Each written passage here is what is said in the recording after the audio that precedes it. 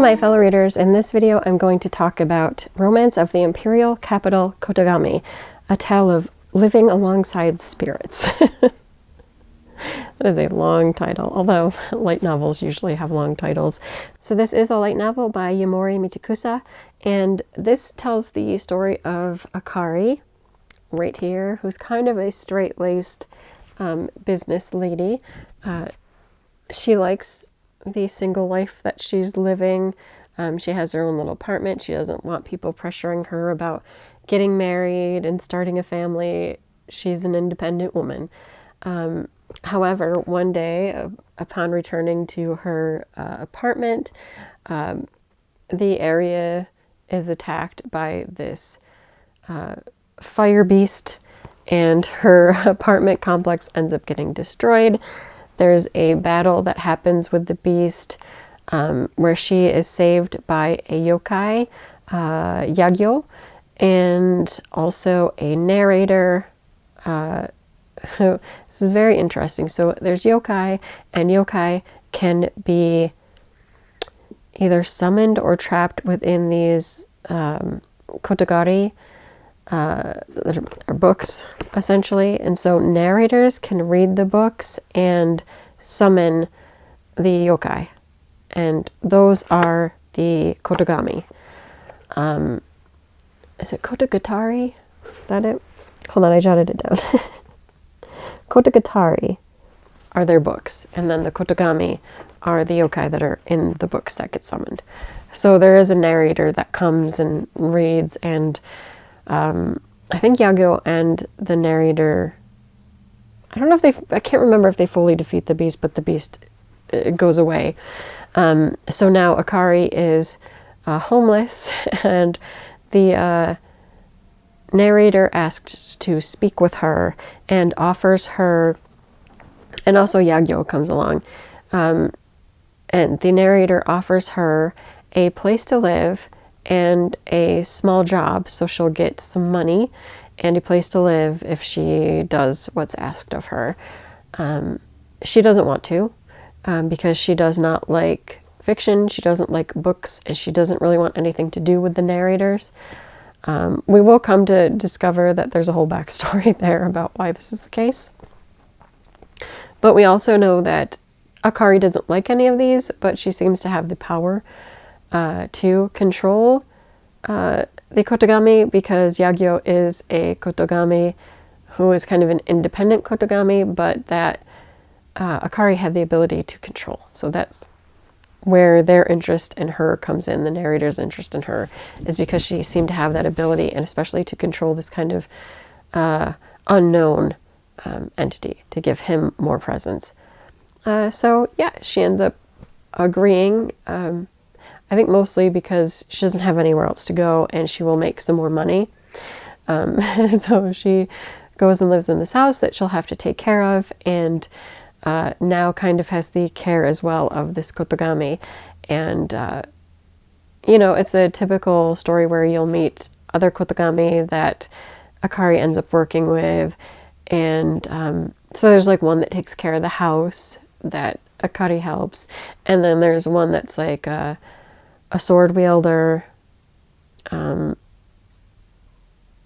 don't want to get into his story. That is a longer backstory, and you will see the story of Yagyo and why is he so devotedly attached to Akari, and why does Akari not like the narrators or the Kotogami, and I guess what'll happen after that is all wound into this. And also you'll learn more about the fire beast and why the fire beast burnt down her building. Yeah. That was a quick wrap up of what this is about. I didn't love this one as much as some of the other ones. Like, it took a little bit longer for me to read. Like, I didn't feel as enraptured by this one, but at the same time I didn't not like it. I think the story was solid, and I was interested in seeing like what the whole backstory was, and just getting to know kind of the lore and magic system and how it all pieced together. I was very interested in all of that. slightly surprising twist about what was going on in some of the other parts of the background. Yeah, I liked it. I was surprised upon concluding the book, upon finishing the book, that there is not a second volume. I thought this does kind of lend itself to having more to the story, although this story itself wraps up. The world itself kind of lends itself to having more books. So I don't know if that is something that will come about, or if I'm crazy and it's just never going to happen. But I think there could have potentially been more. If you know that more exists, go ahead and leave it in the comments, but I didn't find anything. Because I did do a search and I was just surprised that there didn't appear to be anything else. And I definitely feel like there could have been. Also, this doesn't have a lot of like insert pictures or anything. You get the main image on the front, which I also wish like this was in color, which is just the cover image. So I mean, if you want to see it in color, it's here. But it would have been nice without the wording, you know, to see it actually in color. But this was also by a publication that I wasn't familiar with, Crossworld. I wasn't familiar with Crossworld. I'm sorry if you like know a lot about Crossworld. So it's Cross Infinite World. I forgot there's a little infinity sign there. Cross Infinite World. But I wasn't really familiar with them. Most of the stuff I pick up, I think is either by Seven Seas or like Yen. So I'm just not familiar with it. I'm not, I'm just getting into light novels now, so I don't know, maybe they're huge in the light novel industry. Oh, I think Tear Moon is by J Novel as well, but yeah, I'm not totally up on all the light novel publications, but yeah, I was surprised. I'm like, what is this by? It is good though. I was pleased by this. I know that I was drawn to this book because of the books. It sounded like, and it is cool. The whole premise is cool that there are these books that seal the yokai, and then the narrator can open the book, read from it, and embody the yokai, like the yokai can come to life. It's kind of neat too, because the yokai will kind of take on the role that the narrator sees them as or reads them as. So that does actually come into important play within here about being able to really control certain Kotogami, is like in how you read them and what power you have, because it's like how you present them or perceive them.